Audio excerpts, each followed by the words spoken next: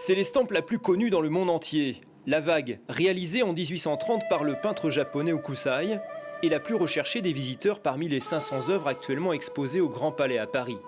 Curieusement, à des centaines de kilomètres de là, une vague identique repose en secret dans les réserves du musée des Beaux-Arts d'Angers, aux côtés d'autres illustrations, elles aussi réalisées par Hokusai. Chacun de ces paysages a en fait été reproduit à plusieurs exemplaires par le maître nippon, une prestigieuse série intitulée 36 vues du mont Fuji. Parfois, le public a tendance à oublier que ce n'est qu'une des 36 vues de cette série et que ce qui est vraiment intéressant dans cette série, c'est au contraire de multiplier les vues, de les comparer pour voir qu'à chaque fois, c'est le mont Fuji qui est représenté. Des estampes qui fascinèrent voyageurs et collectionneurs occidentaux à la fin du 19e, parmi lesquels le comte Étienne de Saint-Genis, un diplomate angevin qui en acquit une dizaine. À sa mort en 1915, il légua ses peintures et le reste de sa collection au musée angevin.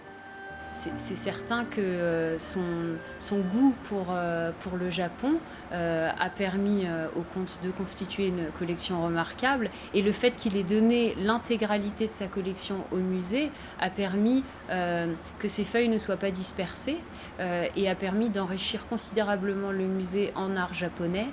Extrêmement fragiles, ces œuvres ne peuvent être présentées de façon permanente. Mais à partir de la mi-mars, le public angevin aura à son tour la chance d'admirer la vague et cette série d'estampes lors d'une exposition consacrée aux curiosités rapportées par les collectionneurs à l'autre bout du monde.